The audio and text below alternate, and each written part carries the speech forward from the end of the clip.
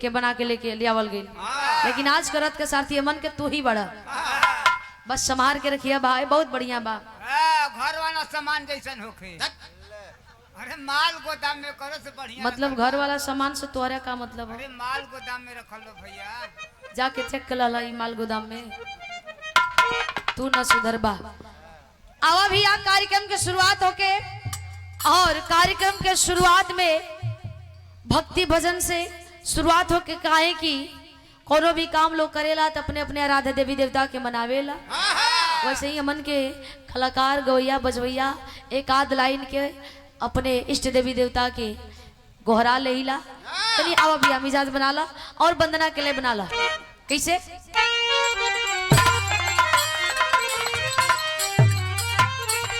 और ये कृष्णमोहन शर्मा जी ये 100 रुपया देकर के आशीर्वाद दिए हैं। गार्जियन बहुत बहुत प्रणाम। और ये जानी जी की तरफ से, जानी के नी के हटा के नू लगा दिल होता।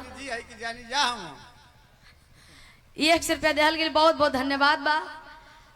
मंच पे हमारे भाई लोग बैठे हैं, हमारे शुभचिंतक लोग बैठे हैं, आप उन लोग का मैं आभार व्यक्त करती हूँ। आइए कार्यक्रम की शुरुआत हो के भैया। वाह,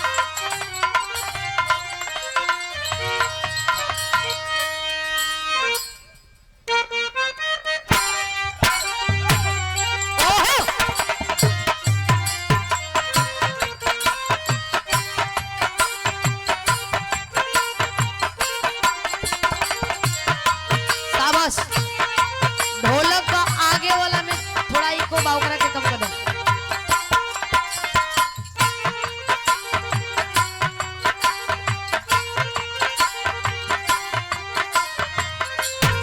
शाबाश शाबाश, शेर हुआ जियो।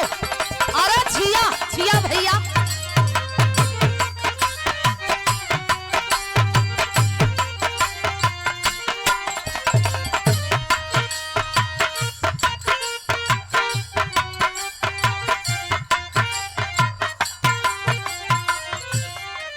बड़ी बढ़िया गीत के संकेत कैलन हमरे मनोज मास्टर जी।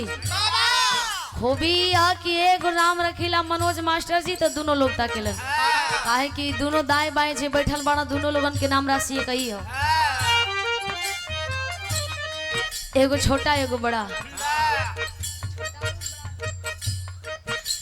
हमारे दोनों भाई शेर हैं। कोनो फिल्म से गीत लेहल गई, ये जरूरी नहीं है कि वंदना गावे से पहले कोनो धुन तर्ज गाई, लेकिन और से शुरुआत हो गई और नीमन चीज होला तो सुना देला। दरअसल कोनो फिल्म से गीत लेहल गई, फिल्म में जौन चीज फिल्मावल जाला वो रियल ना रील, वो बस रियल लाइफ होला, रियल लाइफ ना होला। एस्केप पावर इवेंट इस म्यूजिक सिस्टम सभी शुभ अवसरों पर कीर्तनों भागवत कुल करवावे लगा। तू प्रोपराइटर हमारे सुनील कुमार भाई की ओर से ये 50 रुपया दे करके सम्मान किया गया, बहुत बहुत धन्यवाद है। कोनो हीरो हीरोइन लड़का लड़की प्रेमी प्रेमिका आपस में बतियावता लोग, कहता कि तोहरा के देखला बिना हम ना रह पाई, लड़की कलश की तोहरा के देखला बिना हम न रह पाई। बुढ़बा के बड़का साहब कैसे सोच ले हला, कहलन का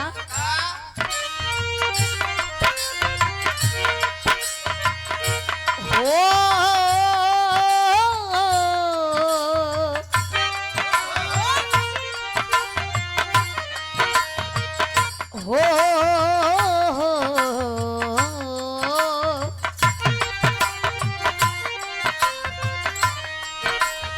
लइका कहता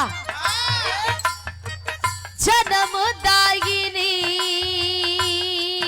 तू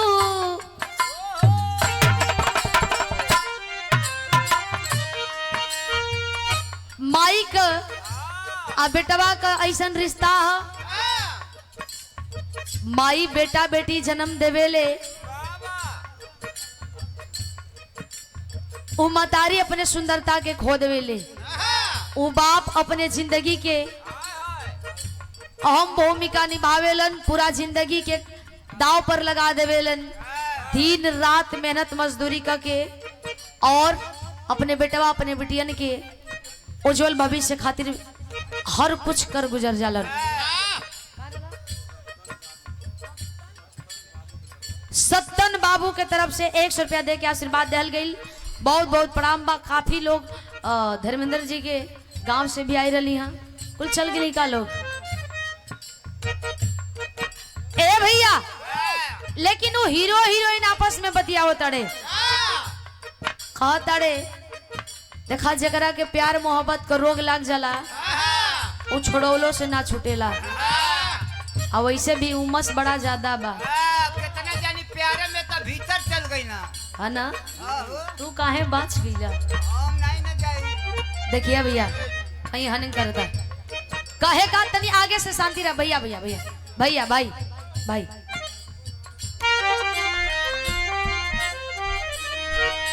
और सम्मानित हमारे गार्जियन जी, बेस इधर ढोलक का बेस में जो है हनी कर रहा है भैया। सम्मानित हमारे गार्जियन जी श्री हृदय शंकर यादव जी, पूर्व प्रधान जी, सोनू घाट से। सोनू घाट में बिराह रहल पिछले महीना हमन के सोनू घाट में सोनू भैया के यहाँ बहुत प्यार आशीर्वाद मिलल। शायद ही वैसा आशीर्वाद कहीं मिलल हो। 1000 रुपया दे करके प्रधान जी के द्वारा आशीर्वाद दिया गया। एक बार प्रधान जी के नाम पे ताली बजा के सम्मान कर दें आप लोग। ताली बजाए भैया, वाह, बहुत बहुत धन्यवाद। जे ताली बजावल हो ओहू के, जे ना बजावल हो ओहू के। लेकिन कहना अम्बा का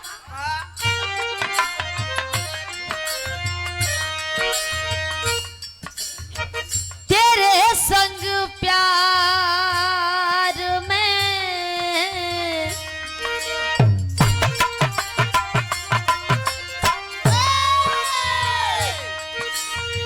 तेरे संग प्यार में नहीं तोड़ना।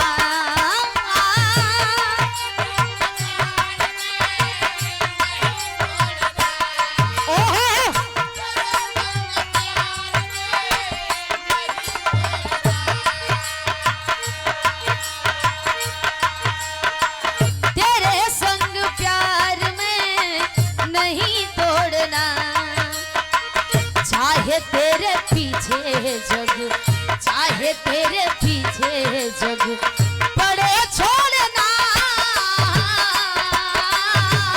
तेरे संग प्यार में नहीं तोड़ना।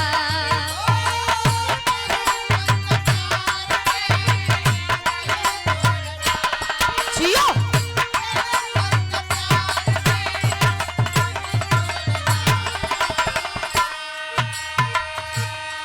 ई दुनिया में जे जेकरा के पूजता, जे जेकरा के मानता, ई महफिल में सब लोग बैठल बानी। ओके आप लोग याद कैले ही भक्ति वचन हम करतानी, आप वो लोग तनिक सा ध्यान धले हम। लेकिन कहल गई बा कि दुनिया में माई और बाबू से बढ़ के कोई सरोपरी नहीं खे। वो प्यार, वो दुलार माई के आंचल में जौन मिल जाई वो कहीं ना मिली। माई अथाह समंदर ही, माई के आंचल में समंदर से भी ज्यादा प्यार बा, जौना के कोई आंकड़ा लगा ही ना सकत। बिटिया याद करतिया कैसे भैया?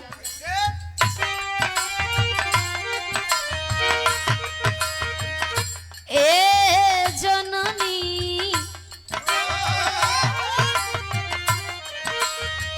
जननी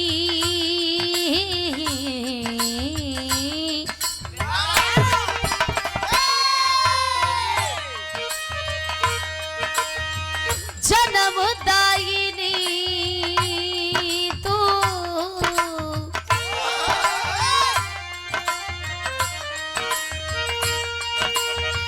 जन्मदायिनी तू जननी हो माँ।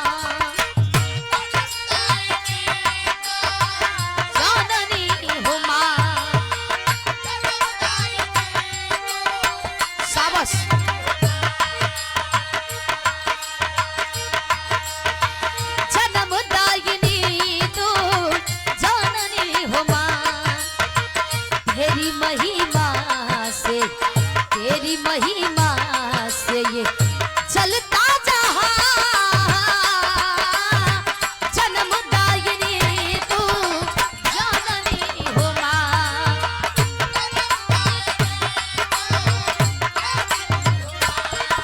वाह वाह भैया।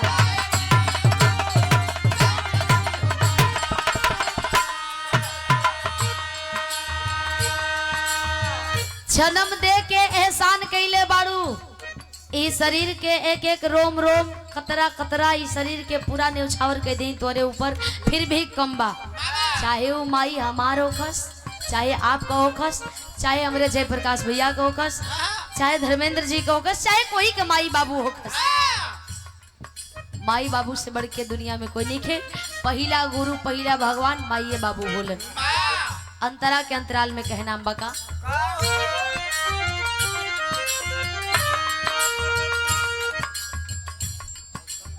कृष्ण मोहन शर्मा जी और संत यादव जी, ये दोनों भैया लोगन की ओर से 100 रुपया देहल गेल। बहुत बहुत धन्यवाद बा। सकल पंच के प्राण पहुंचे, आशीर्वाद की कामना बा। कहे नाम बका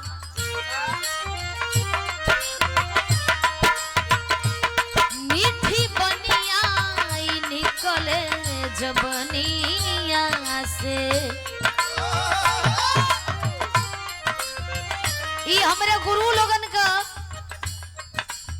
आदेश है, आशीर्वाद है कि बेटा कहीं गैया बजैया, चाहे गवैया होकस, चाहे बजवैया होकस, चाहे सुनवैया होकस, सब तो से बड़ा बा।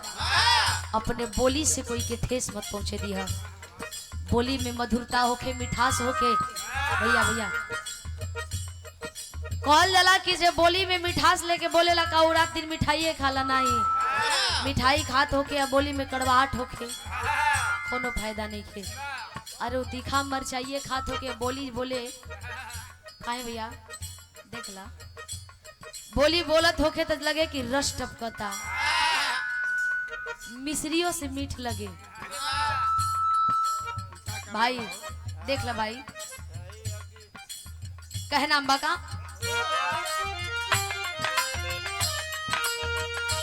मीठी बनिया निकले जबनिया से, मीठी बनिया निकले जबनिया से, हंसी बन के रही हम चरनिया के,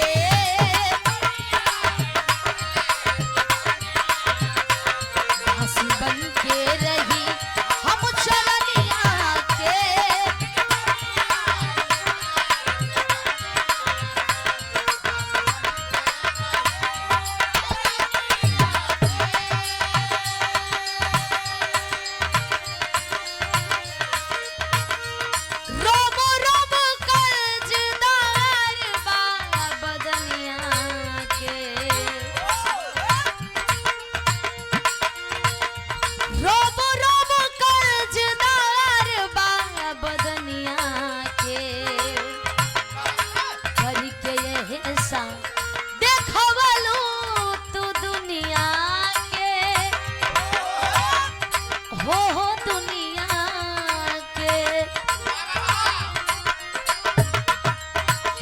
हराया गे